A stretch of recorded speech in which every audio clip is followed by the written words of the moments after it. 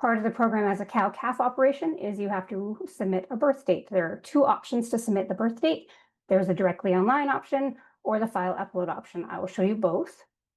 For feedlot operations, you are required to submit a move-in event, which you can do both options the same way. You can do either online or file upload, depending on how many animals you have. So you will get a list of events to select from. We will select birth date. On this page, you're going to enter your tag numbers. You can select from your tag inventory. So anytime you purchase tags, they will be put into your inventory on the CLTS. So you can select the tags you want to apply a birth date to from your inventory, or you can type in the tags yourself. I will just type in these ones. So once you type in the tags, you're going to select Add Tags to List. If you scroll down, there'll be a list of tags associated with this event. You'll see that the 5 tags that I've added show below. You can continue to add tags to the list until all of the tags are added, and then you would select Next. The first question that you'll get is if you would like to submit multiple dates or multiple different details to each tag. So if you're entering, let's say, a calving start date, which is completely acceptable, then you can use the same date for all tags. If you were entering actual birth date information for each animal, you would select Not Same for all tags, and then you would be able to choose the information for each animal. For the ease of this presentation, I will just use Same for all tags as the information. The fields are the exact same. There is a link during this event. When you submit, there's a link to our step-by-step tutorial. It will show you step-by-step on how to fill out this page. But as we go, and if you forget which tags you've entered, you can just select this number up here and it will show you your list of tags. So all of the required fields are listed in red. So required, it'll already be entered because you selected birth date. Your account will also be entered because you are logged in. Your premises is an option. You can either select it from a drop-down menu. So the drop-down menu will appear if you have a premises ID in your account, and you should. If you don't have that premises ID in your account, you can click Not Added and you'll be able to type it in. So right now we're going to select the date of birth for these animals. We're going to say they were born April 5th, and we're going to apply that. We scroll down. So the date of birth method, again, is required.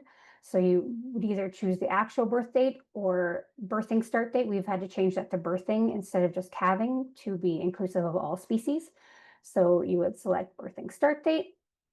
You can select whatever tag numbers you have entered will be the species that you'll be allowed to select from. These are all optional fields. So species, sex, breed, color, comment, and in-herd ID are all optional fields. You can enter them if you wish.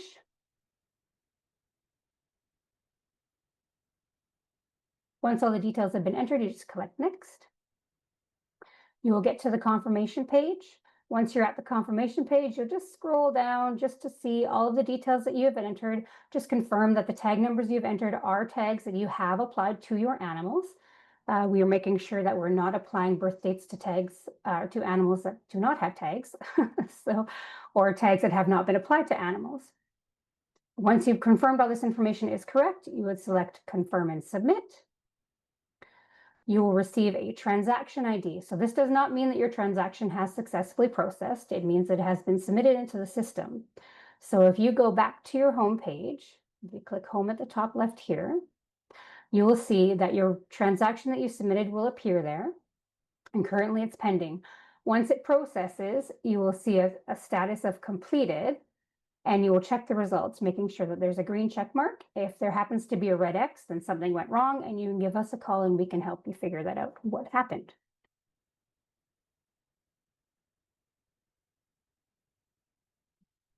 To submit an event using the file upload option, I will show the move-in event. So I'm going to log out as the producer, and I'm going to log in as a feedlot.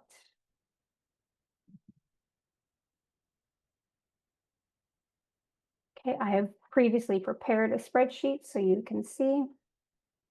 You can access our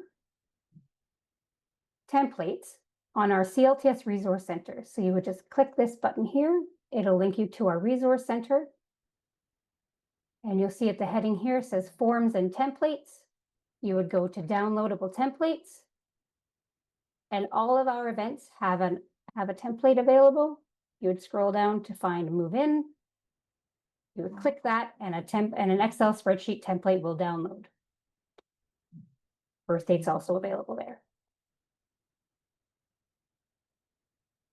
Again, the headings that are red are required fields. So you have to enter information into them. All the other fields are optional. And you can enter information into them as you wish. The new field that is actually being added to the CLTS tonight is an in-herd ID. So you can connect a herd management tag with your CCIA tag during submitting an event. So I've just entered that in as just something to show. You can also enter the departure date as to when it left their source location. So whenever you purchased it from the auction or the producer, you can enter the date it departed from them. And, excuse me. So the required fields are the event type, the event date, so the date that the animal arrived at your location. The destination account is your account ID. A destination premises, so your premises ID is required for this event, so you require that in your account. And then the tag information, of course. So once that's all entered, you will log into the CLTS.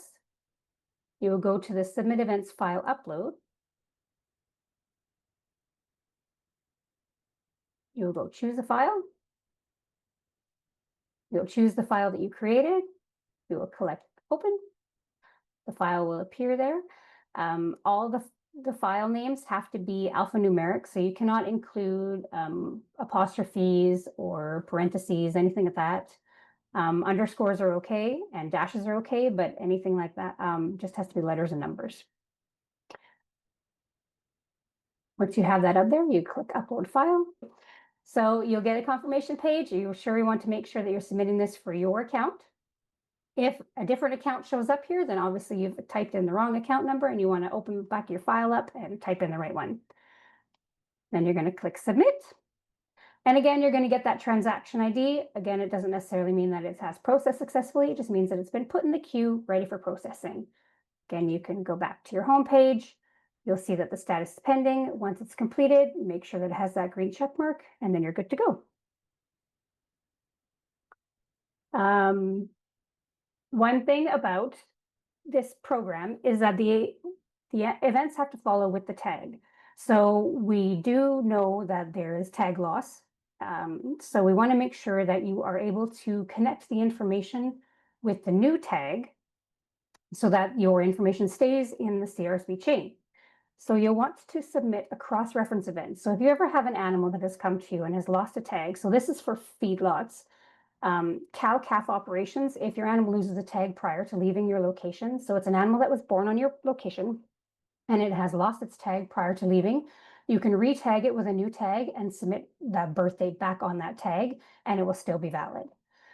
For a feedlot, for a purchased animal, you'll want to submit a cross-reference event so that the information from the previous tag flows through to the new tag so that the information stays with that animal and it stays in that chain.